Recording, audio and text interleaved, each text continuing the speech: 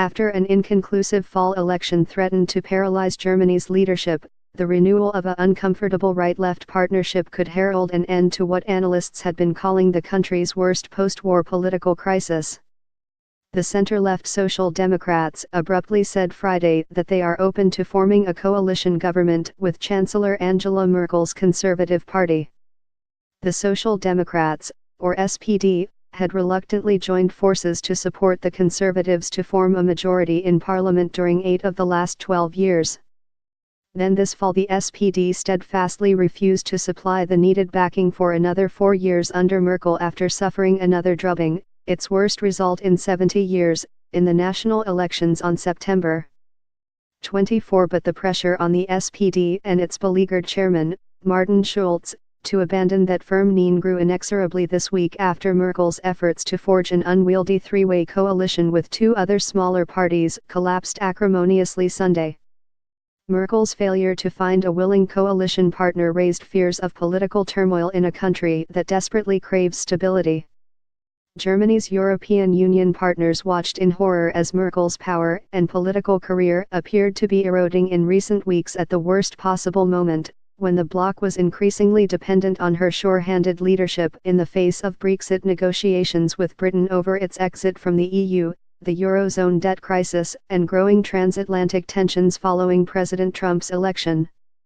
With her grip on power at home ominously slipping away and doubts about her future spreading to capitals across Europe, the 63-year-old veteran chancellor got the unexpected last-ditch reprieve Friday thanks to the heavy-handed intervention of Germany's figurehead president, Frank-Walter Steinmeier.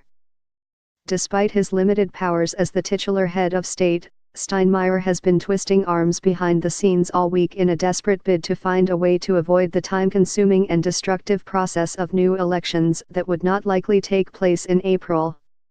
Such a delay would have prolonged the period of uncertainty at a time when the European Union and Germany, the EU's largest member, can ill afford it. Steinmeier, who was himself defeated by Merkel in their race for chancellor in 2009, managed to persuade his SPD party ally Schulz in a private hour-long meeting Thursday at his office in the Bellevue Palace in Berlin to rethink a hasty decision made right after the election results were announced on September 24. Back then Schulz ruled out helping Merkel form a stable government for another 4 years. The SPD, which suffered setbacks in the last 3 national elections, had grown tired of playing a thankless role as second fiddle in another Merkel government. Schulz spent 8 long hours through Thursday night huddling with other SPD leaders after meeting Steinmeier nearly 3 times as long as planned. Schulz emerged from the closed-door SPD talks early Friday to announce that the party had decided, for the sake of Germany's national interests, to explore the possibility of another grand coalition with Merkel's Conservatives even though it was not something his party wanted to do.